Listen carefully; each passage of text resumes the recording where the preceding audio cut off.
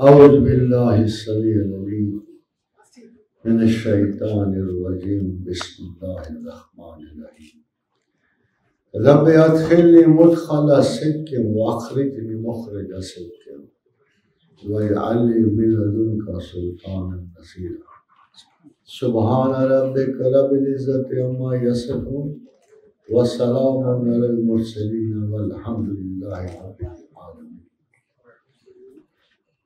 حاضرین حضرات، سیالکوٹ آنا ایک تاریخی شہادت ہے.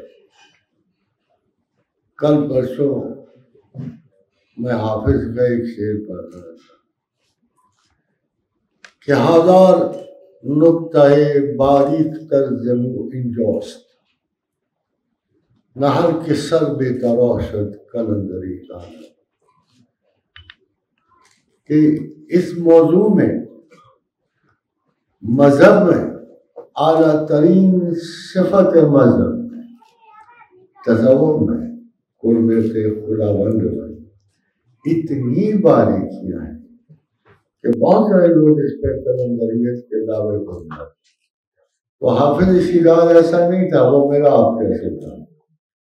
اس میں زندگی کے سارے الزام لگتے تھے.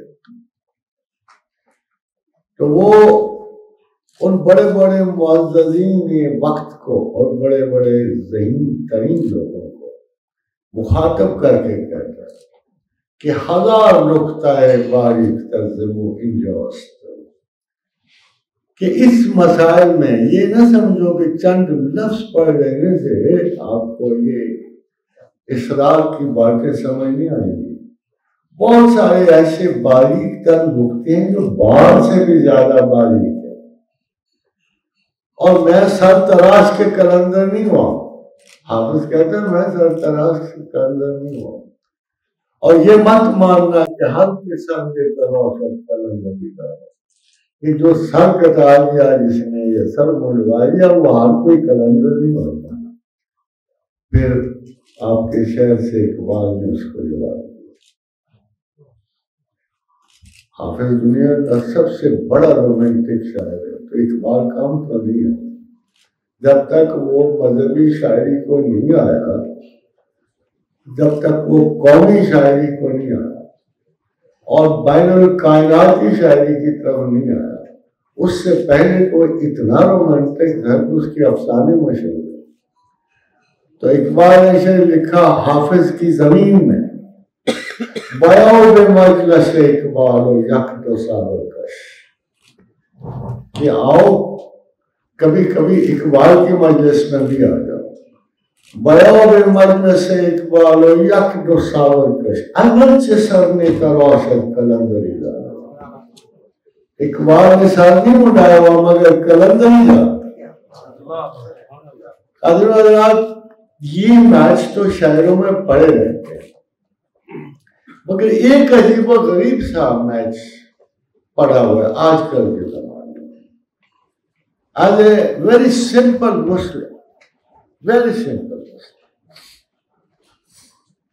میں آپ کو ایک بات سمجھانا چاہتا ہوں کہ this is a time of metamorphosis. جسے ایک مذہب کی بالکل نئی حیت سامنے آ رہی ہے اور اس کا کوئی تعلق 1500 برس پہلے سے نہیں. ابھی پچھلے دنوں UAE کے پرنس نے اور شہزادہ محمد بن سلیمان نے کہا کہ اب حدیث کو اس طرح نہ لو، اب حدیث تسلسل سے نہ پڑھو، بلکہ جو قرآن کے مطابق ہے وہ پڑھ لو، باقی حدیث کو ترک کرو یا اس کو نگلیکٹ کرو. خالیون حضرات، یہ کسی کو پتہ ہے کہ قرآن کا زمین و آسمان میں کوئی ثبوت نہیں ہے حدیث رسول کے سوا. اگر محمد رسول اللہ نہ کہے کہ یہ قرآن ہے تو ہمارے پاس کوئی ثبوت نہیں. اب کیا یہ بچے سلطان میں سبق پڑھائیں گے؟ کبھی غور کیا آپ نے؟ We don't want to insult them, but they don't look like to be good Muslims. ان کا اسلام سے واسطہ نہیں لگتا.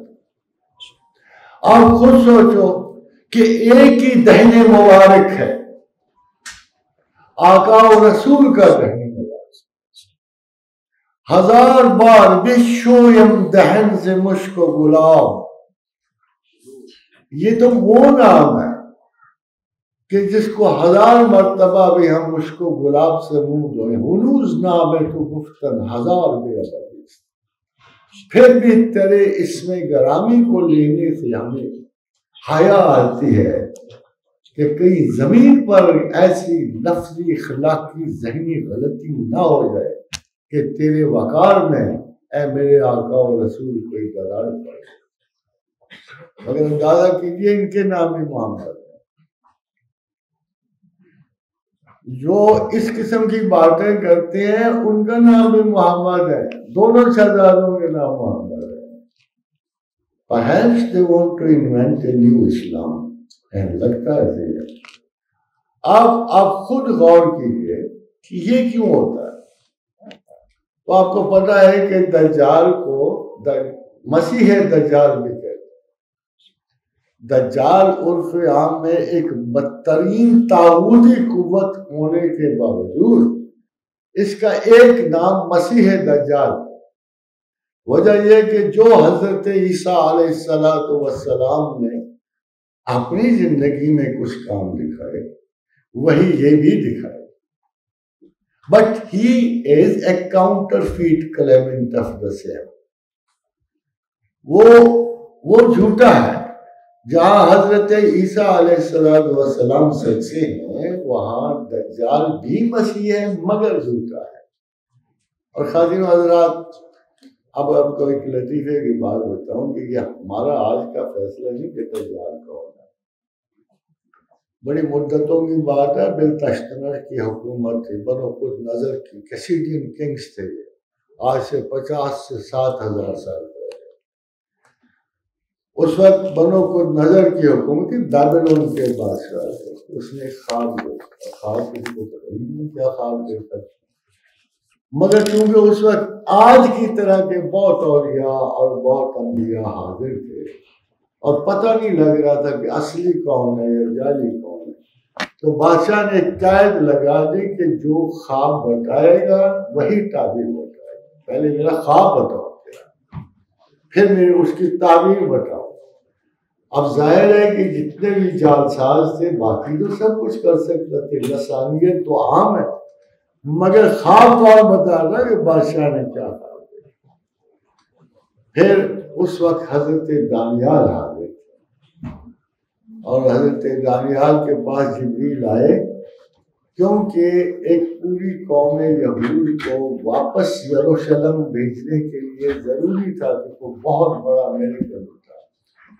تو حضرت دانیال کو حضرت جبریل نے بتایا کہ بادشاہ نے دیکھا ہے کہ ایک انگلی دیوار پہ لکھ رہی ہے اور وہ لکھ رہی ہے منی منی تقی. تجھے دیکھا گیا، تجھے پرکھا گیا، تو ناکام ہو. ویسے اسٹوری ہمارے اپنے ملک سے زیادہ عجیب و غریب دور نہیں ہے. وہ جو منی منی تقیل والا لفظ ہے وہ پاکستان میں بھی لکھا جا رہا ہے اور یہ کچھ اسٹوری دور کی نہیں. تو بادشاہ نے جب خواب سنا اس نے اس کو اصلی نبی مان لیا. یروشلم کو دوبارہ آباد کیا یہودی نے. اس وقت حضرت جبریل نے کہا کہ اے شریف آدمی تو سویا رہے، تو سویا ہوا ہوگا. جب ایک زمانہ آئے گا دجال کا، جب قومیں کہو بالا ہوگی، جب مارکہ حق و باطل اپنے انجام کو پہنچے گا. تو اس نے سوال کیا، حضرت دانیال نے سوال کیا یہ دجال ہے کون اور اس کی نمود کا کیا وقت ہے. یہ 2 سوال بڑے امپورٹنٹ. مکاشفات دانیال میں حضرت دانیال جبریل امین نمبر 1 اور نمبر 2 کی کب آئے گا. فرمایا اس کے آنے کی 3 نشانیاں ہیں. خادم حضرات بڑی عجیب و غریب نشانیاں. ان نشانیوں کا تعلق کچھ چیزوں سے، رومالوں سے، کپڑوں سے نہیں ہے بلکہ کائنات سے ہے. تو جبریل امین نے کہا دانیال جب انسان اجرام فلکی میں در اندازی کرے گا، یہ پہلی نشانی، جب انسان اجرام فلکی when he will interfere in the privacy of stars. یہ یاد رکھنا کہ جب آدمزاد جو ہے در اندازی کرے گا اور انٹرفیئر کرے گا کائناتی سسٹمز میں، جب مریخ پہ جانے کی کوشش کرے گا، جب بیچارے چاند کی تنہائی میں دخل دے گا، جب وہ سمجھنا یہ پہلی نشانی ہوگی دجال کے خروج۔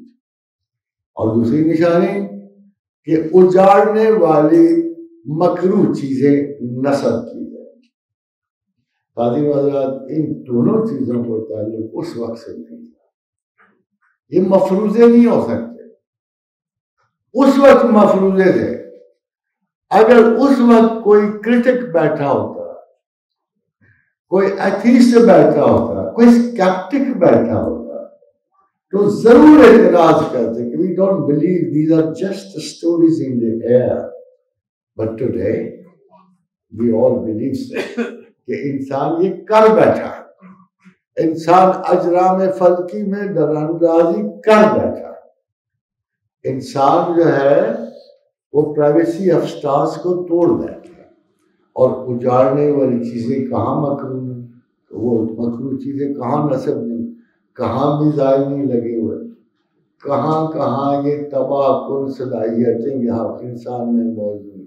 مگر تیسری بڑی مخصوص تھی ساتھی بات، it was something very striking, very strange، اس کا امکان ہی نہیں تھا۔ تو حضرت دانیال کو جبریل امین نے کہا کہ جب دائمی قربانی موقوف ہو جائے، دائمی قربانی موقوف ہو جائے، قاضی حضرات دائمی قربانی اس وقت سے لے کر آج تک صرف کعبہ، صرف وہی قربانی ہے جو اس مرتبہ موقوف۔ It was never supposed to be so.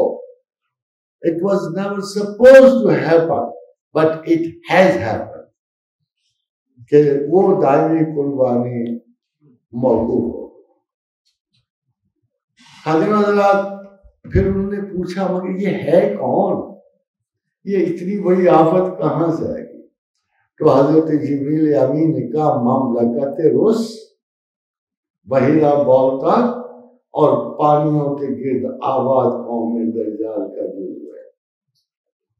If you can understand، تو یہ ساری اقوام مغرب، یہ ساری جدید ترین ماڈرن ورلڈ جو ہے پانیوں کے گرد آباد، ساحلوں کے گرد آباد، اور ان کو لیڈ کرنے والا آپ کا سب سے عزیز چہیتا شاید گاہ کو امریکہ،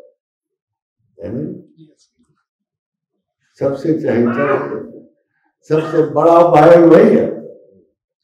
مگر اصل بات یہ ہے کہ ہمیں یہ سوچنا پڑتا ہے کہ what is so wrong with the West and what is so right with the East۔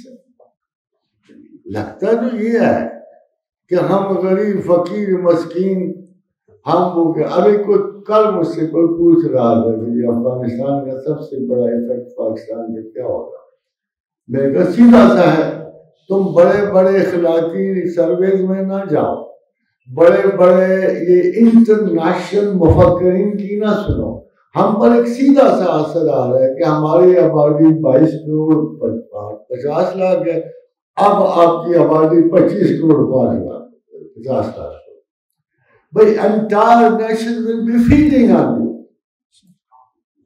پہلے بھی وہ یہی کرتے تھے، مگر پہلے وہ ڈالر لے کے آپ کے کارخانوں کی سالانہ چیزیں خریدتے تھے۔ میرے سامنے کئی دفعہ ایک کارخانے پہ ایک افغان آیا، اس نے نیچے صدری پہنی ہوئی تھی اور ملینز آف ڈالر اس میں پڑے ہوئے تھے۔ ان کا کتنا مال ہے، سال میں کتنا بنے گا، یہ لو پیسے، اور یہ کو افغانستان میں۔ حاضرین حضرات، اب آپ کی باقاعدہ شیئرنگ ان کے ساتھ ہر اس چیز کو، because they have nothing to eat۔ وہ دنیا کی بڑی امیر قوم ہے، लिथियम उनके पास सेंचुरीज के लिए मौजूद है एंड एक्सट्रीमली कॉस्टली धात है, मगर वो खाई तो नहीं जा रही। अफगान लिथियम खा के नहीं जिंदा रहेगा, कॉपर खा के नहीं जिंदा रहेगा, खाना तो उसने आपके ऊपर दे दिया। And if you refuse to feed it, अगर if you ever refuse to feed Afghanistan, फिर आपके बॉर्डरों पे शोले चमकेंगे, आग पड़ेगी, you will be again in the risk of a constant टेररिस्टिक movements. जहां तक उनकी अपने अंदरूनी मुल्क बहुत बड़ी विक्ट्री है, अल्लाह उनको नसीब करे।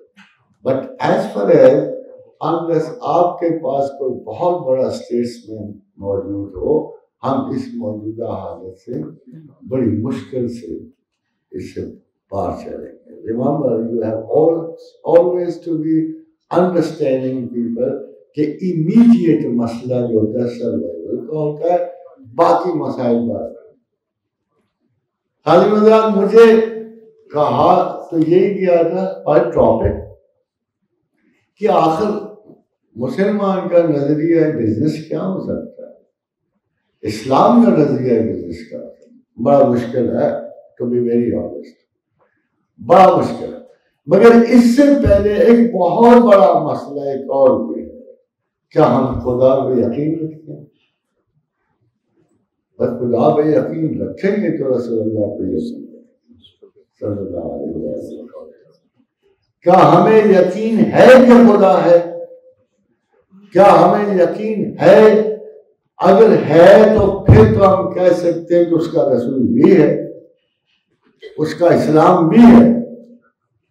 और फर्ज करो आप खुदा की तलाश में चलते हो, तो हमें कई ऐसे असूल हैं जिनमें हम किसी कीमत पर किसी और कौम के साथ और मजहब के साथ नहीं मिल सकते। मेन रीजन है कि एक बंदा अगर मेरे पास एज ए टीचर में उसको जवाब दे, कहता है how can we find God? आई से नोवेयर एक्सेप्ट इन इस्लाम। तो आपके इर्द गिर्द हजारों इंटेलेक्चुअल ऐसा बैठा हुआ कहते हैं कि हर मजहब में तसव्वुफ होता है, हर मजहब से खुदा मिलता है, मगर आप एग्री नहीं कर सकते उसके साथ। बहैसियत एक मुसलमान के आप एग्री नहीं कर सकते। अब छोटी सी एक बात आपको, तमाम क्रिश्चियन रिलीजन जो है क्रूसिफिक्शन ऑफ क्राइस्ट पे अपना यकीन है, उनका ख्याल ये है तमाम तसव्वुफ, वो सेंट बरनबास हो, अगस्तीन हो, सेंट निकोलस हो, जो भी सेंट पीटर्स हो, तमाम का तमाम ईसाई मजहबी ढांचा एक चीज पर खड़ा है, और वो क्या कि हजरत ईसा को सलीम की गई। But if you come to the Quran, the word of God, आपको बिल्कुल टोटल इनकार, वमा कातलूहु वमा सलबूहु, ना उसको कत्ल किया गया ना सलीम की गई। वमा कातलूहु यकीनन।